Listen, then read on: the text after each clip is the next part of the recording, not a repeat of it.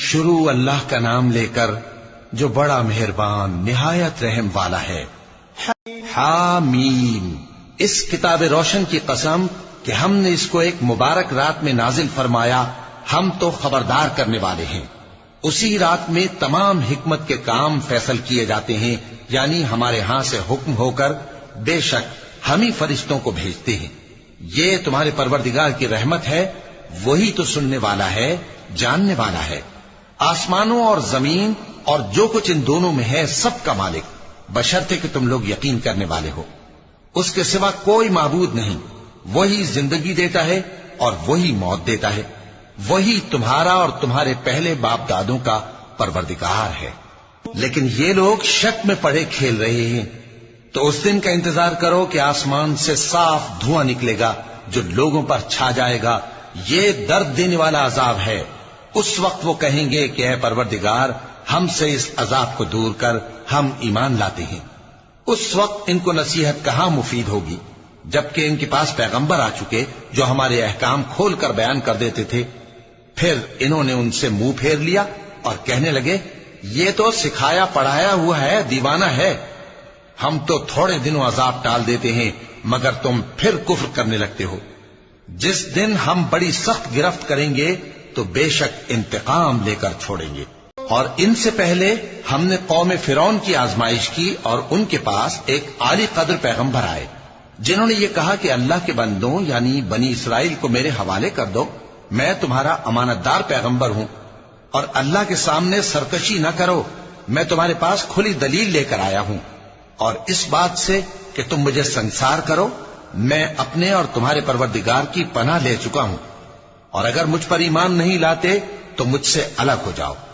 تب موسیٰ نے اپنے پروردگار سے دعا کی کہ یہ نافرمان لوگ ہیں۔ اللہ نے فرمایا کہ اچھا، میرے بندوں کو راتوں رات لے کر چلے جاؤ، اور فرعونی ضرور تمہارا تعاقب کریں گے، اور سمندر سے کہ ٹھہرا ہوا ہوگا پار ہو جانا، تمہارے بعد وہ پورا لشکر ڈبو دیا جائے گا۔ وہ لوگ بہت سے باغ اور چشمے چھوڑ گئے، اور کھیتیاں اور نفیس مکان اور آرام کی چیزیں جن میں وہ عیش کیا کرتے تھے۔ اسی طرح ہوا، اور ہم نے دوسرے لوگوں کو ان چیزوں کا مالک بنا دیا۔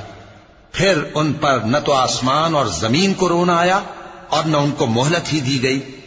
اور ہم نے بنی اسرائیل کو ذلت کے عذاب سے نجات دی، یعنی فرعون سے، بے شک وہ سرکش اور حد سے نکلا ہوا تھا، اور ہم نے بنی اسرائیل کو اہل عالم میں سے علم کی بنیاد پر چنا تھا، اور ان کو ایسی نشانیاں دی تھیں جن میں کھلی آزمائش تھی۔ یہ لوگ یہ کہتے ہیں کہ ہمیں صرف پہلی دفعہ یعنی ایک بار مرنا ہے اور پھر اٹھنا نہیں، پس اگر تم سچے ہو تو ہمارے باپ دادا کو زندہ کر لاؤ۔ بھلا یہ اچھے ہیں یا تبا کی قوم اور وہ لوگ جو ان سے پہلے ہو چکے ہیں؟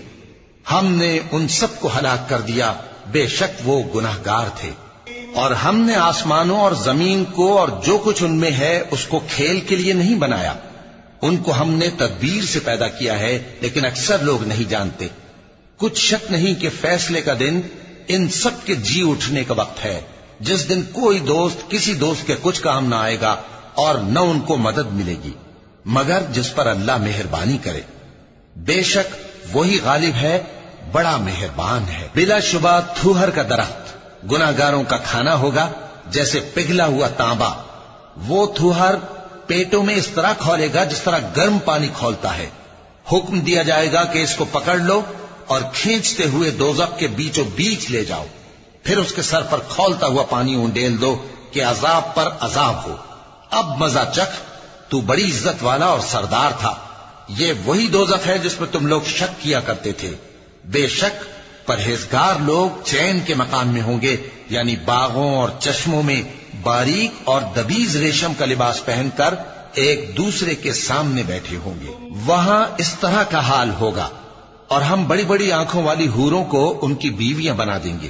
وہاں امن و اطمینان سے ہر قسم کے میوے منگائیں گے اور کھائیں گے، اور پہلی دفعہ کے مرنے کے علاوہ موت کا مزہ پھر نہیں چکھیں گے، اور اللہ ان کو دوزخ کے عذاب سے بچا لے گا۔ یہ تمہارے پروردگار کا فضل ہے، یہی تو بڑی کامیابی ہے۔